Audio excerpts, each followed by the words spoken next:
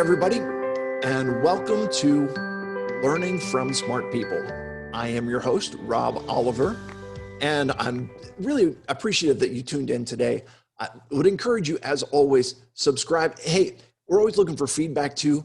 If you want to leave a review on Apple Podcasts, wherever you're listening, give us, of course, I would encourage you give us a 5-star review, but be honest about it. Today is one of those days that I'm pretty sure you're going to be very grateful that you've tuned in. My guest today is Dan Blanchard. He is an inner city school teacher. He is a best-selling and award-winning author. He is a speaker, educator, and TV host. On top of all that, he is also a double veteran of the Army and Air Force. He has completed 14 years of college, earned 7 degrees, written 30 books, and is married with 5 kids. Dan, it seems like you don't ever have to do anything. So thank you for your service. We really appreciate that. And B, thanks for being on the show. Yeah, you're welcome, Robin. Thanks for making me sound so good in that introduction. Very cool. Hey, here's the fun part about it, and that is all I got to do is talk about what you've actually accomplished. And in doing that, it gets right to the heart of who you are and kind of what you're doing. So you are a teacher in the inner city. Do you mind me asking, what city are you teaching in? I teach in New Britain, Connecticut. Pretty much I've taught at the largest inner city high school for a bunch of years, New Britain High School. Now today I'm pretty much right in the front yard working in the alternative high school that's there, which is a beautiful thing because I have, as you had said earlier, I have 14 years of college and 7 degrees, and I've got multiple teacher certifications. So here my job is I'm the special education teacher, because I have a master's in special ed, who is teaching the history classes, because I have a degree in history too. So, I love what I do. I'm kind of doing 2 jobs here, but it's all good, all good.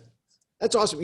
Because there are people like me who would say, instead of doing 14 years of college, I did 14 years of high school, but that's a completely different story altogether. So you've got multiple degrees.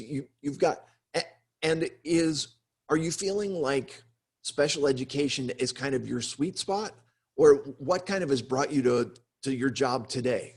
That's an interesting question, Rob. And I never knew, what brought me to special ed, because that's a hard job.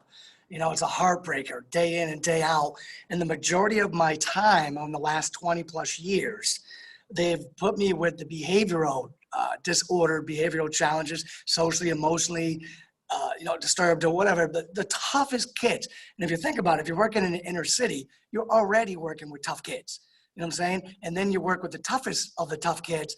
It makes for a rough day. And there's been many times I've wondered why I'm a special ed teacher. And I don't think I figured it out until just recently. All right. And the history thing, I've always liked that since high school. I was never maybe great at it, but I always liked the history and the teachers telling us stories. So that was an easy one. I always knew that I liked history. And I just went and got a degree in it. And now I teach something that I love. And it's so easy. I just tell stories about amazing people in history. It's so easy and so fun. And the kids love it. Okay. So now to boomerang back, I get to do that, but I also get to do special ed. And I could never figure out why. Am I glutton for punishment? Why do I always go for the hardest thing? I was Army infantry front line. Why the front line? You know what I'm saying? Right. So why special ed? And then why behavior? Why do I keep getting called back into the toughest kids, the ones that make the teachers pull their hair out, right? And Sure. Here's what I've discovered recently is subconsciously, I was drawn to it. And I don't know if there was a greater universal calling or what, but I've been pulled in. Every time I get out, they pull me back in like the mafia, right? They pull me back in, and I've been drawn to it. And I think it's because, subconsciously I'm drawn to it, but subconsciously I think I go to it because my brother was one of these kids. My brother was beaten from the time he was 6 months old. We grew up in a very abusive household, poverty, very, very dysfunctional.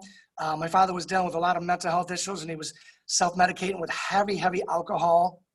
And he was a hard drinking, hard hitting Marine, So my brother was, emotionally damaged. My brother was one of the kids that didn't have friends. My brother was the kid that didn't fit into the regular classroom, the one that talked back to the teacher or maybe threw a pencil at the teacher. You know, that was my brother. And my brother always ended up in these jobs where these very special men had to be his teacher because, well, first of all, he was explosive. He was strong. He was dangerous. You know what I'm saying? So he had to have these very special men that would look out for him, but not get beat up by him. And all these years, you know, I was a two-time junior Olympian wrestler, two-time state champ wrestler, two-time junior Olympian wrestler, and two-time coach of the Junior Olympics. So I was that man that these explosive, angry as all heck boys can't beat up, but yet there's a place in my heart for them where I let them know, you know, that they're loved, that there's room in this world for them somewhere. Yes. So I think that that's why I do what I do. It took me a long time to figure that out, Rob. Lots and lots of years to figure that out. It's so interesting what you're saying because I'm hearing the two parts to it. Okay. The one is that you're not physically intimidated by young guys who are strong because you can handle that, but that's not the tool that you're using as an instructor. The tool that you're using as an instructor is love and compassion. Am I understanding what you're talking about? Absolutely, Rob. Love, compassion, joking around, knowing that, hey, you know what? This isn't the end of the world. You didn't do your assignment today. I'm not going to flip out over that. You know what I'm saying? It's not the end of the world. We can maybe get you back on this assignment tomorrow. You know what I'm saying? So compassion, love, patience, and humor. And, you know, and there is a place in for these, in the world for these kids, you know, that haven't been shown the love that they deserve. And my brother was one of them. You know, same people say, Dan, you were one too. You know, you came from the same house. Sure. But me and my brother went different paths. I went into sports and started beating people up in sports and getting medals. And my brother was just beating people up on the streets and getting arrested and going to jail. You know, we were the same kid, but we just kind of like went like different. And I've been put in a position where I can make a difference for those kids like my brothers that maybe didn't have sports or didn't have a way to vent themselves or focus all their anger into something positive. And they were just out in the streets surviving, or maybe just even surviving within their homes. So I'm the guy now that takes care of those kids. You know, it's funny, you talk about that. You were talking about someone having a way to vent your aggression. And you found sports as an outlet for the aggression. And it was violence in a controlled atmosphere for a purpose. But there are those that don't have the outlet. And True. As a result, someone just said this the other day, and it really blew my mind. When they talk about communication, behavior is a form of communication. Absolutely. And so as people they're exhibiting what we would, you know, stereotypically call negative behavior, it's a communication that there's something else going on in there. Dude, you and I are of kindred spirit. And let me talk about this a little bit. I am on the Pennsylvania Developmental Disability Council. And so really looking at folks, a lot of whom have what, you know, are intellectual disabilities, cognitive disabilities, developmental delays, whatever the words are that you want to use. And I'm sure that I've hit on some, you know, non-politically correct terminology in there, but you're finding that you can connect there. And one of the things that I have been particularly concerned about is what's the transition like for these kids when they're getting out of high school and going into the quote unquote adult world. You're talking about your brother who has these aggressive behaviors and has ended up getting arrested and ends up with a criminal record because his behavior is coming out this way. How do you help the kids so that when they're getting out of high school, here in Pennsylvania, we talk about it as the school to prison pipeline. How do you address those behaviors to help the kids so that they're not ending up in that situation? Well, I gotta tell you, first of all, any teacher out there, any adult out there, you gotta try to get the kids to realize that you're on the same team, that you're more alike than different. You know what I'm saying? I think I might have had some special ed disabilities that never been diagnosed. My wife insists that I'm ADD because I'm always tapping my finger or my foot or doing something, right? I even eat my food with intensity, right? So she insists I have ADD, but also I believe that I probably have like a processing disorder. All through my life, somebody would say something to me and they would look at me like, what's your answer? And I would still be like, what did they just say? You know what I'm saying? And they'd be looking at me like, what? And I'd say, what? And then they'd have to repeat themselves. And I'd say, what? And then they would get mad. And then I'd say, oh, it's the yellow one. And they'd go, well, why did you make me go through this if you knew it was the yellow one? And they'd be mad at me. And I'd be like, because I didn't understand until just now what you were asking. But that never got diagnosed. So I think every one of us has some form of disability. I don't even know if that's a real disability. I'm just saying maybe it's one that wasn't diagnosed. But every one of us has somewhere where we're weak.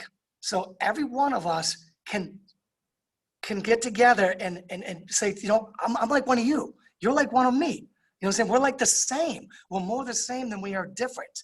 Okay? So, I struggled a lot. I didn't get good grades. You know what I'm saying? I got out of high school and it was like, what was I going to do? So I went infantry, Army infantry, because the recruiter told me how cool it would be. You know what I'm saying? So I was like, cool, adventure, yeah. That's so funny. Yeah. Oh yeah, you'll love this. You'll love it. Right. Yeah, you can rappel down mountains, right? Oh yeah, tanks, all right. But the thing is, like, I was one of those kids, and that there wasn't a straight line for me. So this is what I try to tell adults and kids today, here's the thing. Life is more like a spider web. And that's a good thing, that life is more like a spider web. Because you can get out of high school, and there are some kids, they already have it in their head. They're going this straight line right to the top. The best schools, the best jobs, the big corner office. They're going to do that. That's not normal. That's what some people do. The rest of us, we get out of high school, and we may make a move right that opens up a bunch of different opportunities. And then we may go up and then diagonal left and diagonal down left. And it's just like a spider web. And every time we move, it's not straight, it's diagonal right. It's diagonal back right. You know what I'm saying? And that opens up new doors to other opportunities. And that's okay, because we're still going to get to where we're going. And heck, we might even have more fun than the guys that are just going boom, boom, boom, boom up the corporate ladder in the corner office. I love the analogy, and I talk about this. I do some speaking at schools, but what you're talking about is that as long as you've got kind of a destination, you know where you're kind of going. It's not a straight line to get there. And this is the same thing that happens on a map, right? When you're on a map, there's a number of different ways that you can get to any given destination. And yeah. Depending on where the traffic is, depending on what roads are under construction, depending on all of those things, you'll find out that, these days you have, I don't know if you use Waze on your phone, right? It's a GPS app, and it checks where the traffic is, and it redirects you around traffic and makes it. Yeah, I love that. Yeah, it's great. But here's the thing, that is, you're going to the same place, and you can get there any number of different ways. And some of them are going to be that straight line. And if there's no traffic, that's great. You go right down the interstate and it works fine. Some of them, you're going all the way. Here's goofy expression. You're going all the way around Robin Hood's barn to get to where you're going, right? Yeah. But at the end of the day, it's all about making progress. And it's all about moving. Sometimes you got to move sideways to get ahead. But it's all about moving forward. And it, as you said, it's so correctly, it's not usually a straight line. No, it really isn't. And Rob, I have like parents contact me. They're concerned about more so their boys than their girls. My boy's not motivated. My friends, same thing. My son's not motivated. Heck, my wife says the same thing. She says, she gets frustrated with our son. He's in high school now, and he's really motivated on the wrestling mat. And he's very smart in the classroom, but he doesn't go the extra mile in the classroom. So my wife is frustrated saying he's not motivated in the classroom. I've heard this for like 20 plus years about parents being concerned about their sons not being motivated. And I'm like, listen, it's not, I don't want to spook you, but it's not that big of a deal. Believe it or not, they're going to find a way. You know what I'm saying? Is there something he loves? And if he loves this, then let him build his success skills. And that's something that he loves. And he'll later transfer those success skills and success habits over to the bigger picture of life. And if he has to start at a community college, so be it. That's fine. Let him go to a community college. You can save some money. Let him figure out what he wants to do in life. And then I guarantee you, once he has some extra time, because boys mature a little slower than girls anyways, once he has a little extra time to mature some, figure out what he wants to do, you'll see he'll turn it on. He'll get motivated and turn it on. And I don't care, I mean, if his love right now is wrestling, or his love is like chess, or his love is video games, let him become good at that. And then he can transfer those success habits over to the bigger picture of life later. And when he finds, which way he wants to go, someday, I mean, I took my skills and success habits in sports, and then I just transferred them over to like the Army. And then I transferred them over to college. And then I transferred them over to being a husband, and then a father, and then a teacher, and then a coach, and then a speaker. You know what I'm saying? But I had to start somewhere. And guess what? For me, it was sports and then a community college. And I turned out okay, even though my wife jokes sometimes about that. She says, I'm still thinking about that one. I understand completely. So let me just, I want to key on a couple things that you've said. Number one is having an area in which you develop success skills. It's a concept I had not thought about before, but even if it is video games, they're learning how to be successful at something. And the skills that they are developing in being successful at that are skills that they can then translate to other areas. And they've got to get lit in those areas. They've got to get fired up about those areas at some point. But another thing that you said, I'm also a guy that started out at community college because I was a mess. Okay. Mm-hmm. I experienced some adversity during my high school career, and that was health adversity. I also had an entire lack of motivation. And like you, my wife said, the jury's still out on me. We've been married 25 years, and yep. I've got those issues. But yep. I want you to, if you don't mind, you talked about building success skills, but talk to me about what role adversity plays in developing life skills. Yes, this is a great little story. I had a wrestler back years ago. He was a good wrestler. His father was always on him, just on him. I felt bad for him, right? And this kid, he lived in a rough neighborhood, went to a rough school. They lived in poverty. And then his father was just always on him. I don't know, what it was beyond that between him and his father. But one day he comes in, he's got these black fingernails. And I'm like, yo, what's up with the black fingernails? And he looks at me and goes, because I'm an angry young black man. And I'm like, good, that's awesome. And he looks at me like, what are you talking about? Like, what do you mean that's awesome? And I go, you're mad. He goes, yes. I go, you're angry. He goes, yes. I go, good. Now you got some energy to funnel into something positive. You know what I'm saying? Whether it's winning this wrestling match, becoming a great wrestler. He also did some judo on the side. Doing the judo, whether it's getting into a college and become successful in a college, whether it's starting your own business, the adversity in your life, maybe even the not ideal life, what I'm saying? Maybe even the subpar, maybe even not good life has given you energy in the form of anger to get out there and know what you don't want and create what you do want with that fire in your belly because of the adversity and the less than good conditions that you're growing up in. It's incredible to hear you talk about this, that what people are doing is they're taking that energy that comes from adversity and channeling it into doing something positive. And it gives you an energy to do something. Because one of the things that I'm sure that you have to deal with is apathy, where there's just people that don't care. And they have convinced themselves that they don't care about anything. And I don't believe that that's true. And from what you're saying, I don't think that you believe that's true. And there's something that you're passionate about. And once you can light the passion for something, that's going to be the beginning of the energy that gets you moving forward. Am I understanding what you're talking about, right? Yeah, I definitely. I mean, there's a couple of different ways you can go with this. One, you can kind of go to my brother being angry at everybody and fighting everybody at the drop of a hat. You could become, let's say, not violent, but, apathetic. Says, I'm not going to do anything. I don't care about anybody. I don't even care about myself, blah, blah, blah. Or you could do what I did. You know what I'm saying? create the life you want to create for your future family.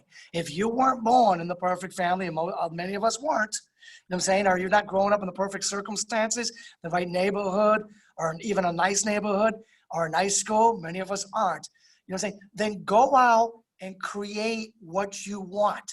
Your future self, your future wife or husband, your future kids deserve that.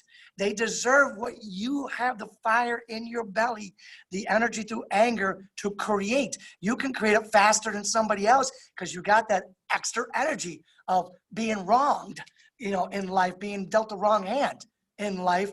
You can create this. Your future spouse, your future children deserve this. And you do too. You do too. Create the life that you all deserve. You know, it's interesting. Again, I'm listening to what you're saying, and you're speaking to the choir. Okay, like you're talking my language, because what I'm thinking about is everybody, and I'm going back to what you said earlier. Everybody's got issues. Okay, everybody's got limitations. Everybody's got barriers. Everybody's got some form of whatever you want to call it. It may not technically be a disability, but everybody's got stuff that they're not good at. Okay. Yep. That's part of being human. That is one of the key elements that makes us all the same. We've all got stuff we're good at and all got stuff that we're not good at. And if any of us have the mistaken impression that I am perfect and everything about me is wonderful, you know what? Actually, your main skill is lying, and because you're just lying to yourself that nobody's got it perfect.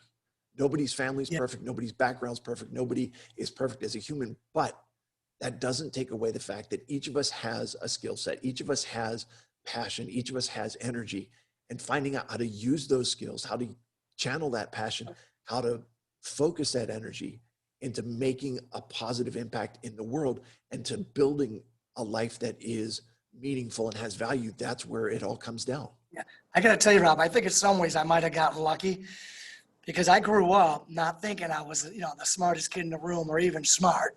I knew that most of the stuff out there I didn't know.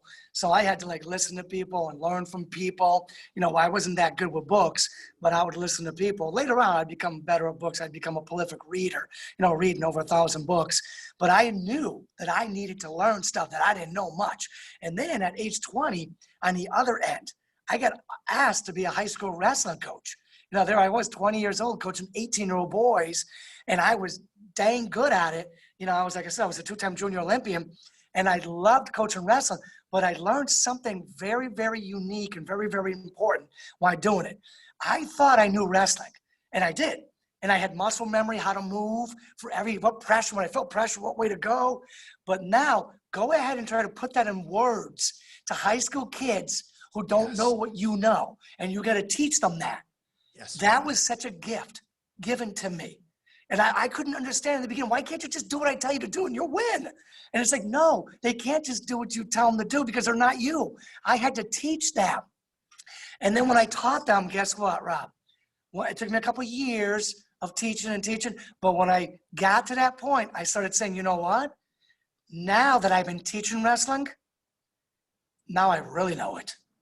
Now I really know it. And then since then, I try to teach people things all the time because it gets me to know stuff better. Yes. So let me get so much there that I want to unpack. But this is why I think Wayne Gretzky was actually not the world's greatest hockey coach. Mm-hmm. You know, in the conversation for being one of the greatest hockey players of all time, but his ability to he couldn't get his teammate, or he couldn't get his team to do what he could do because they didn't have the skills that he did. And he actually was having to learn how to explain things or how to get them to do what was within their capabilities. And that's really what you're talking about, is understanding that you have an understanding of how to wrestle from your own personal experience and using the skill set that you have. But other people don't have your experience. They don't have your skills. And so you're having to teach them how to use the skills that they have to be able to, make the most of their strengths and to be successful in the ring, so to speak. Yes. And it was frustrating the first couple of years, but what a gift. What a gift it was. And then that drove me into the classroom, becoming a teacher. And every day I teach, and because I'm teaching, I'm learning. And that's really one of the premises of this show is we can learn, we all should be learning every day. And you talk about the fact that it's so important to be a lifelong learner. Do you have any tips for how to be a lifelong learner, or any ideas, what you can share with us about that concept? Oh, absolutely. Most people have phones, right? On phones, there's like apps for like free library book borrowing. You know what I'm saying? So you can keep 1,000 books in your pocket now. They used to keep 1,000 songs in their pocket. Sure. Now you can keep 1,000 books in your pocket. You got access to the library, so you can pull out your phone and read. Saying while other people are bored and playing video games to kill time, you could be reading. Heck, if you're not a big reader, plug in the earphone and listen to audiobooks. Find stuff you're interested in and read and listen to books on your phone for the rest of your life, and do a little bit every single day. Never let a day go by where you don't pull out your phone and read, or put the thing in while you're driving to work or driving to sports or school, or wherever. Listen to an audiobook. There's a world of information out there, and a lot of it's exciting when you stumble upon the right stuff. You just gotta be a detective. You gotta go looking for the right stuff. It's not gonna be the stuff you did in high school. Go looking for the right stuff, and you're gonna be hooked. You're gonna be a lifelong learner. You'll be hooked. Beautiful. And let me just say, first of all, I am in no way endorsing or condoning the concept of putting earphones in while you're driving. Hook up to Bluetooth and listen to your books on Bluetooth through your phone, through your radio. Don't drive with earphones in. But no, the concept of what you're talking about is spot on. That always be looking for something that you can learn about. And I really think that in this day and age, it's dangerous because we've got Google, and you can Google anything, and we feel like you don't actually have to know things, because whatever it is, I just ask Google and Google gives me the answer. But it's important to build your knowledge base, because the internet, anybody can put up anything, and you read it, and what's out there may or may not be accurate. So having the knowledge to be able to parse through what you're understand or what you're reading, to make sure that it's factual and to understand it properly, is something else that you've got to be right on top of. Listen, Dan, you've been fantastic, and you've given us so much to think about. If people are interested in learning more about you, how can they find you? Where can they connect with you? Oh, I'm everywhere. They can just look up danblanchard.net, granddaddysecrets.com. I'm all over, the Facebook, all the social media. Check me out on Amazon, Dan Blanchard, Amazon. Check me out, Mendalia TV. I'm all over the place. Just Google Dan Blanchard. You'll have no trouble finding me. Wonderful. And I'm happy to put all of the links to that down in the show notes, so that for anyone who is looking for some links from social media, whatever it is, we'll get them connected with you, and they can follow you and find out more about you. Hey, this has been wonderful. You have indeed established that you are smart. I have learned from you, but now it's time for my favorite part of the show. It's 3 questions to establish your humanity. Are you ready for this? All right, shoot away, Rob. All right, so Dan, you've got 5 kids, and if your wife is ever too busy to cook dinner and it's dad's turn for dinner, what's the Dan Blanchard go-to dad meal?